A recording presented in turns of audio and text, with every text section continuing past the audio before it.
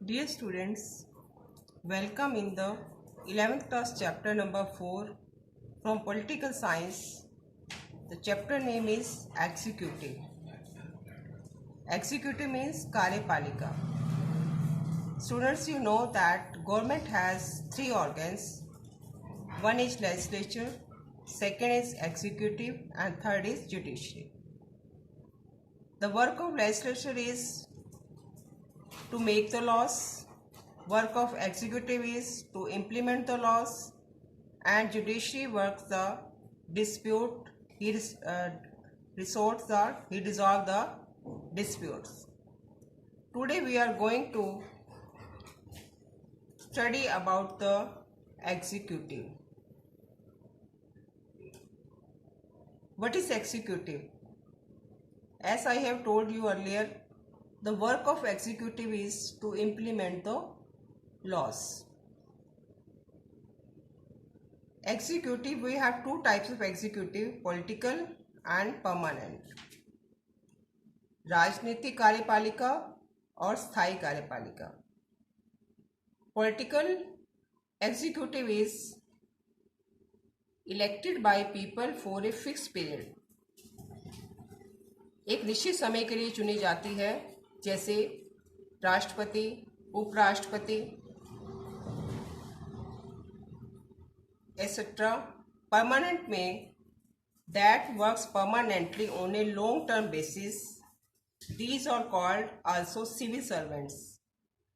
स्थायी कार्यपालिका वो कार्यपालिका होती है जो लंबे समय तक स्थायी रूप से काम करती है, जिसको हम सिविल सर्वेंट्स के नाम, ब्यूरोक्रेसी के नाम से भी जानते हैं.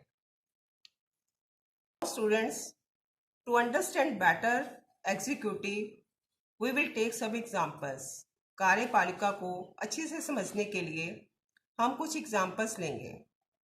For example, in Britain, ceremonial head queen, but real authority vested in Council of Ministers, that is the Prime Minister.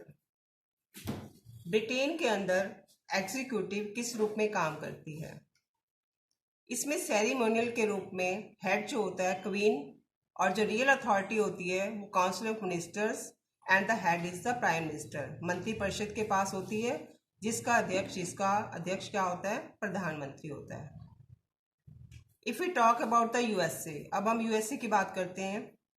In this president is both the head of the state and the head of the government. अगर हम America की बात करते हैं तो America में अध्यक्षात्मक व्यवस्था है तथा सभी कार्यकारी शक्तियां राष्ट्रपति के पास हैं. In France, both the president and prime minister are part of semi presidential system. France में राष्ट्रपति और प्रधानमंत्री अर्धअध्यक्षात्मक व्यवस्था के भाग हैं. राष्ट्रपति द्वारा प्रधानमंत्री तथा अन्य मंत्रियों की नियुक्ति की जाती है, परंतु उसे उन्हें हटाने का अधिकार नहीं होता है, क्योंकि वो संसद के प्रति उत्तरदायी होती हैं. Now about Russia. Russia also has a semi presidential system.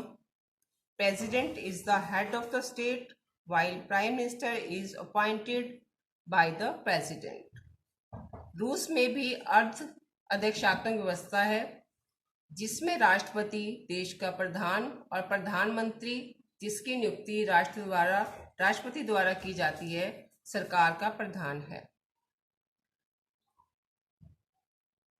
Japan has a parliamentary system where monarch is the head of the state and prime minister is head of the government.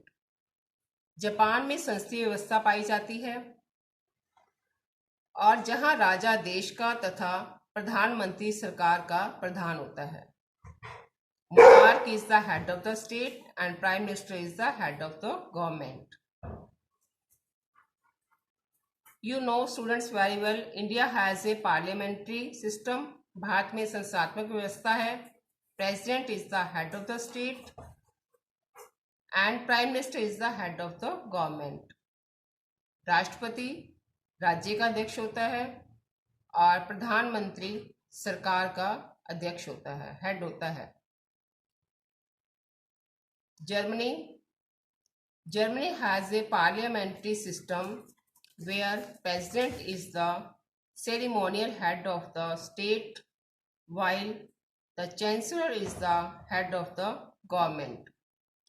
Germany में एक संसदीय व्यवस्था है जिसमें राष्ट्रपति देश का तथा प्रधानमंत्री सरकार का प्रधान होता है, या आप चांसलर इसको कह सकते हो। Chancellor is the head of the government, chancellor सरकार का प्रधान होता है।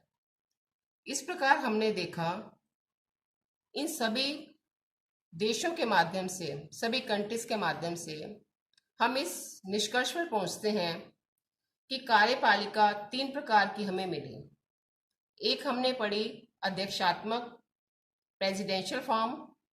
सेकंड हमने देखी सेमी प्रेसिडेंशियल फॉर्म, जिसको बोलते हैं आप अर्ध अध्यक्षात्मक व्यवस्था। And third type we have seen parliamentary system, that is the संसदीय व्यवस्था। तो इस प्रकार हमने इन एग्जाम्पल से ये पाया कि कार्यपालिका 3 प्रकार की होती है, presidential, semi presidential and parliamentary. So these 3 types of executive we will study further. Till then, goodbye, have a nice day.